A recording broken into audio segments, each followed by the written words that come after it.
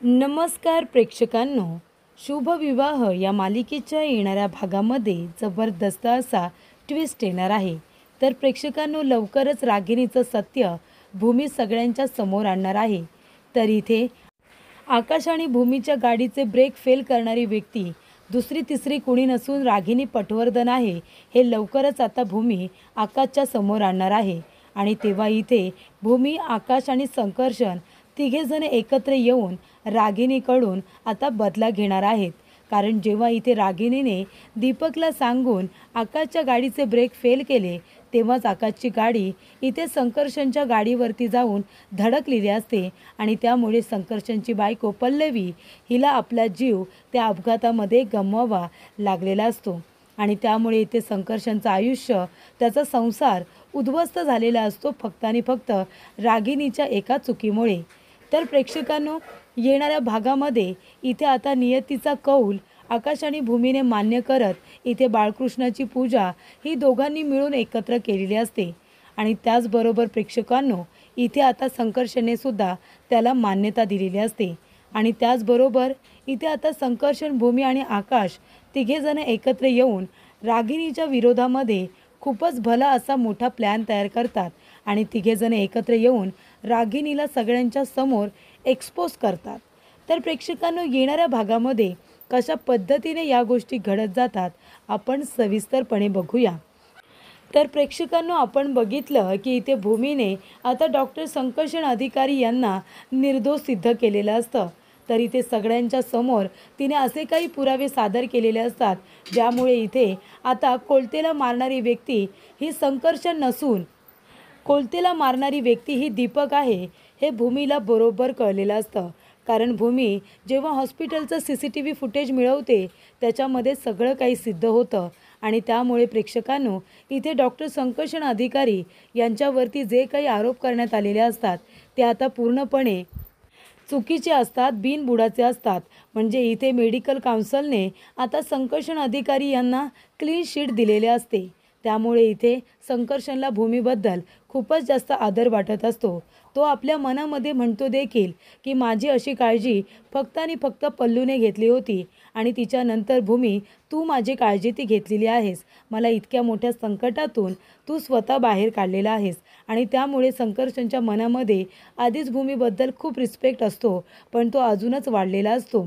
आणि इथे आता महत्त्वाची गोष्ट घडलेली असते, ते म्हणजे आकाशने संकर्षणवरती संशय घेतलेला असतो.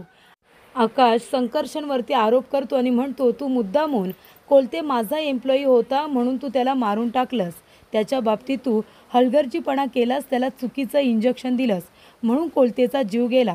तेव्हा इथे संकर्षण निर्दोष सिद्ध झालेला असतो, कारण तसे भूमीने पुरावे दिलेले असतात. तेव्हा इथे कशा पद्धतीने संकर्षणला फसवण्यात आलं होतं हे फुटेजच्याद्वारे सगळ्यांच्या समोर आलेलं असतं. तेव्हा इथे आकाश मनापासून त्याची माफी मागतो, पण शेवटीला जेव्हा इथे आता त्याच्यावरती चौकशी बसवण्यात येते, त्याच्या विरोधात गुन्हा दाखल होतो, त्याच्यावरती संशय घेतला जातो, आत्तापर्यंत त्यांनी केलेल्या प्रामाणिकपणाला इथे गाळबोट लागलेला असतो. त्यामुळे संकर्षण चिडतो. तो म्हणतो, तुझ्या सॉरीने माझी गेलेली इज्जत परत येणार आहे का? माझा संसार तुझ्यामुळे उद्ध्वस्त झाला आहे, तो परत नीट होणार आहे का? माझा ओजस काय म्हणाला होता भूमी, की तुम्ही कोलतेचा खून केलात का, असं मला विचारलं होतं ना माझ्या मुलाने. माझ्या मुलाच्या मनामध्ये मी एक चांगली भावना निर्माण करण्याचा प्रयत्न करतोय आणि हे सगळं या आकाश महाजनने उद्ध्वस्त केलं. तेव्हा संकर्षण म्हणतो, आकाश, हे सगळं तू जाणून बुजून केलं होतंस ना? नाही, मला कळलं आहे, हा दीपक तुझाच माणूस आहे, तूच त्याला पाठवलं होतंस ना मला इथे अडकवण्यासाठी, बरोबर ना? तू हे सगळं मॅनेज केलं होतंस मला फसवण्यासाठी, पण भूमीने मला योग्य वेळी निर्दोष सिद्ध केलं. मला तर असं वाटतं ना आकाश, तू मुद्दामून त्या कोलतेला माझ्या हॉस्पिटलमध्ये घेऊन आलास आणि त्याला इथे मारून माझ्यावरती खोटा आरोप केलास, माझ्यावरती गुन्हा दाखल केलास माझी इमेज डाऊन करण्यासाठी. भूमी माझ्याकडे आली आहे ना, म्हणून तुला बदला घ्यायचा असेल, तुझा इगो हर्ट झाला असेल म्हणूनच तू हे सगळं केलंस. तेव्हा इथे आकाशला कुठेतरी आता हे सगळं चुकीचं वाटत असतं. म्हणजे आकाशला वाटतं की आधी मी संकर्षणवरती संशय घेतला आणि आता संकर्षणचा गैरसमज झाला आहे की त्याला इथे कमीपणा देण्यासाठी मी कोलतेला माझ्या माणसाला मारायला सांगितलं आणि मी त्याला फसवण्याचा प्रयत्न केला आहे. आता हे सगळं प्रकरण माझ्यावरती शेकलेलं आहे. तेव्हा आकाश गायकवाड सरांकडे धाव घेतो आकाश गायकवाड सरांकडे जातो आणि आपल्याकडे असलेला फोटो जो दीपकचा CCTV फुटेजमध्ये जो रेकॉर्ड झालेला असतो तो फोटो गायकवाड सरांना दाखवलेला असतो आणि त्यानंतर गायकवाड सर त्यांच्याकडे असलेला दीपकचा फोटो इथे आकाशला दाखवतात। तेव्हा आकाश म्हणत असतो, गायकवाड सर हे काय? हे दोन्ही फोटो तर एकाच माणसाचे आहेत, तुमच्याकडे दीपकचा फोटो कसा? तेव्हा इथे गायकवाड सर म्हणत असतात की आकाश सर हा फोटो मला भूमी मॅडमने दिलेला आहे। मिसेस भूमी इथे आल्या होत्या, याच्यावरती भूमी मॅडम यांना संशय आहे। तुमच्या गाडीचे ब्रेक फेल करणारा व्यक्ती दुसरा तिसरा कुणी नसून दीपकच आहे, कारण त्यांनी घराबाहेरचं CCTV फुटेज चेक केलं होतं आणि तुमच्या घराच्या इथून पळून जाताना त्यांना हा दीपकच दिसला होता, त्याच्यामुळे हाच तो माणूस आहे ज्याने तुमच्या गाडीचे ब्रेक फेल केलेत असा भूमी मॅडम यांना संशय आहे आणि हाच तो माणूस तुम्ही म्हणताय ज्याने कोलतेला मारले असा तुम्हाला संशय आहे। मग ही एक व्यक्ती दोन्ही गुन्हे करू शकते ना? याच व्यक्तीने तुमच्या गाडीचे ब्रेक फेल केले आणि नंतरला या प्रकरणामध्ये तुम्हाला किंवा संकर्षणला अडकवण्यासाठी पुन्हा कोलतेचा खून केला। हे सगळं कुणीतरी मुद्दामून करते असं मलाही वाटते। तेव्हा इथे आकाशला एक गोष्ट कळलेली असते। आकाश म्हणत असतो की याचा अर्थ भूमीचा माझ्यावरती विश्वास अजूनही आहे आणि तिचं प्रेमही माझ्यावरतीच आहे, म्हणून तर ती इथे आमचा अपघात नक्की कुणी घडून आणला होता हे शोधण्याचा प्रयत्न करते। म्हणजे नक्कीच काहीतरी अशी मजबुरी असेल, तेव्हा भूमीला त्या संकर्षणकडे जावं लागलेलं आहे, नाहीतर भूमी मला सोडून कधीच गेली नसती। याचा अर्थ एकच होतो, भूमी त्याच्याबरोबर आहे, पण नक्कीच त्याचबरोबर काहीतरी कारणसुद्धा असेल, नाहीतर इथे भूमी आमचा अपघात नक्की कुणी घडून आणला होता हे शोधून का बरं काढेल? तेव्हा प्रेक्षकांनो, आकाशला प्रश्न पडलेला असतो की जर भूमी इथे त्या खऱ्या गुन्हेगाराला शोधून काढण्याचा प्रयत्न करते तर मग ती संकर्षणकडे मला सोडून का गेले? नक्की या सगळ्याच्या मागे काय कारण असेल? आणि संकर्षण सारखा सारखा असं का म्हणतो की मी त्याचं आयुष्य उद्ध्वस्त केलं, मी त्याचा संसार उद्ध्वस्त केला? तेव्हा इथे प्रेक्षकांनो, आकाश म्हणतो नक्कीच काहीतरी गडबड आहे, हे सगळं शोधून काढायलाच हवं। तेव्हा प्रेक्षकांनो, इथे आता आकाशला कळलेलं असतं की भूमी आणि आकाश दोघेजण एकाच व्यक्तीचा इथे शोध घेत आहेत। आणि तेव्हा प्रेक्षकांनो, इथे आकाश भूमीला म्हणतो की तुला असं का वाटते भूमी की या माणसानेच आपल्या गाडीचे ब्रेक फेल केले होते? तेव्हा भूमी म्हणते मला खात्री आहे हे सगळं या माणसाने केले, याचं नाव आहे दीपक आणि हा रागिनी आत्यांचा माणूस आहे याची सुद्धा मला खात्री आहे। तेव्हा प्रेक्षकांनो, भूमी आता रिक्षामधून जात असते आणि तेवढ्यातच ती बघते तर काय, इथे दीपक आणि रागिनी दोघेजण एकमेकांबरोबर बोलत असतात।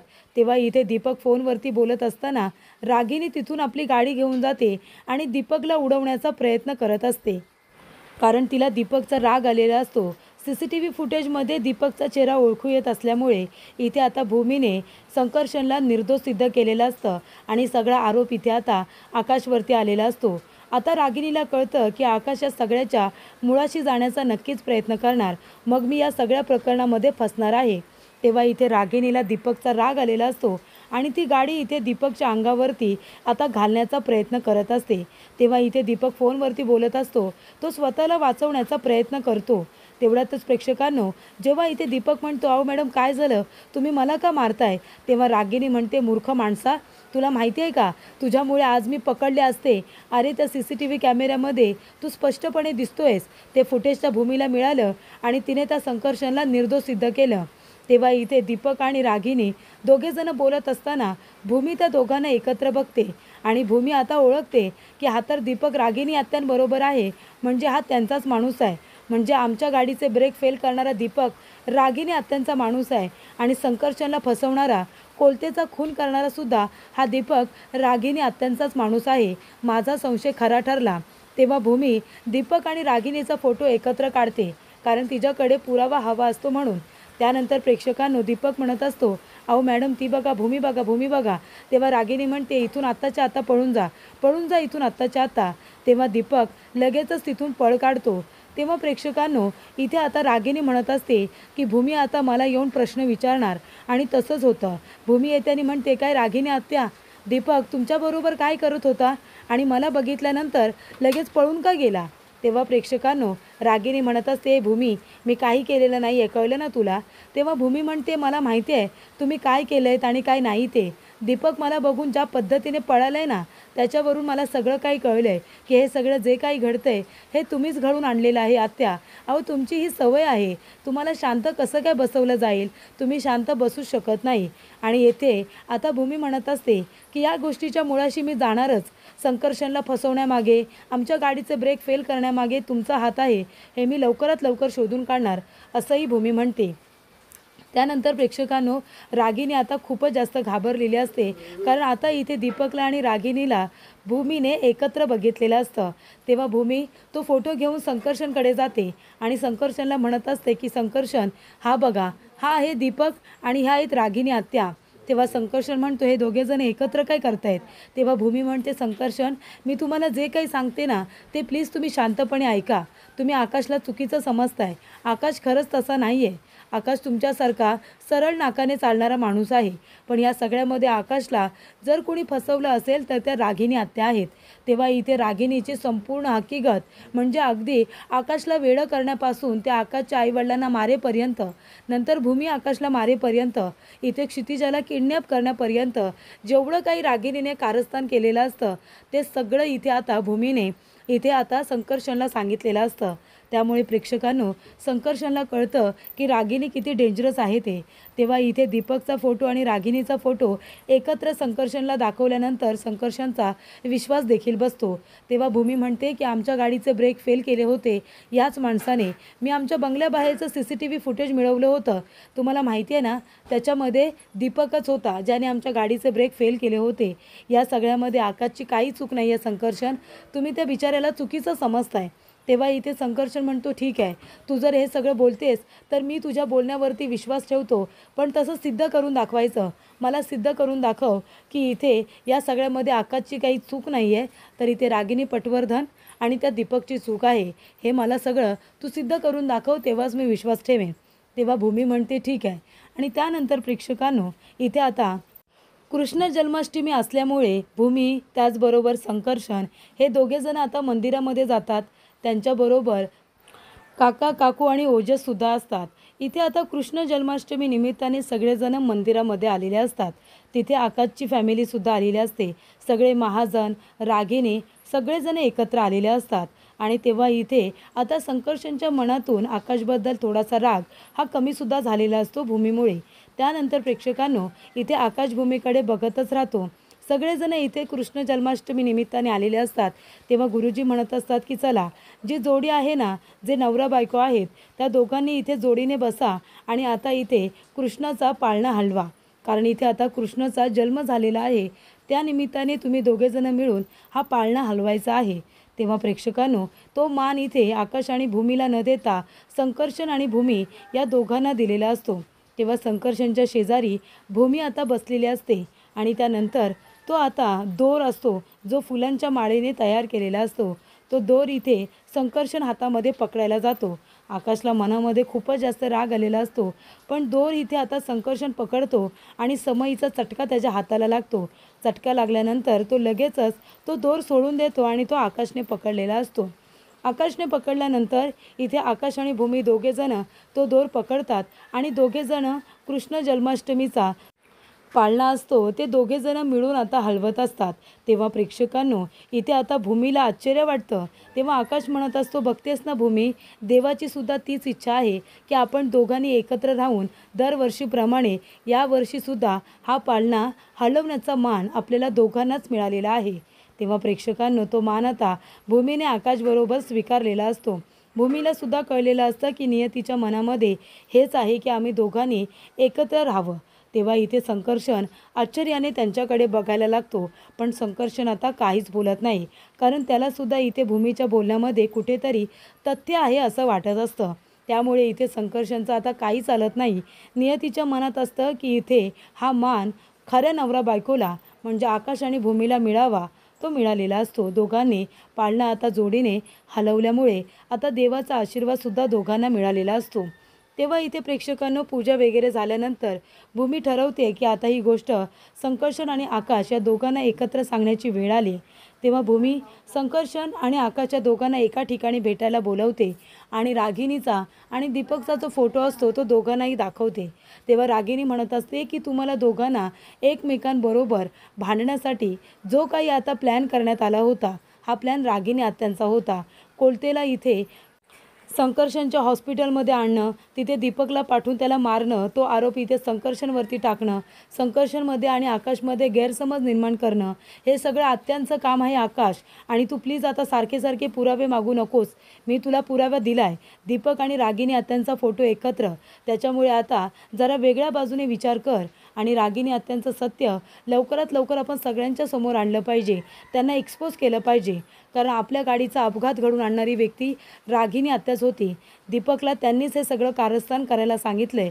आपल्या बंगल्याबाहेरचं CCTV फुटेज मी बघितले, त्याच्यामध्ये मला दीपक दिसलेला आहे। तेव्हा इथे आता भूमीने व्यवस्थित आकाश आणि संकर्षणला दोन्ही बाजू पटवून दिलेल्या असतात, फोटो दाखवलेला असतो, संपूर्ण घटना सांगितलेली असते। आणि तेव्हाच प्रेक्षकांनो इथे संकर्षण म्हणतो की ठीक आहे, तू जर खरं बोलत असशील ना भूमी, तर ह्या बाईला एक्सपोज करण्यामध्ये मी सुद्धा तुझी मदत करेन, तेव्हाच माझ्या पल्लवीच्या आत्म्याला शांतता मिळेल।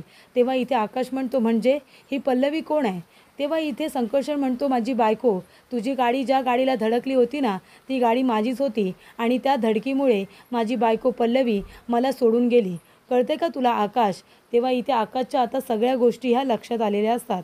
आणि तेव्हा प्रेक्षकांनो इथे आता आकाश म्हणतो की ठीक आहे, त्याच्यामध्ये माझी चूक नव्हती संकर्षण, हे सगळं ह्या माणसामुळे घडलंय, कारण माझ्या गाडीचे ब्रेक खरोखर फेल होते, अरे माझ्या शेजारी माझी बायको आणि मुलगी होते, मी हे सगळं मुद्दामून का करेन?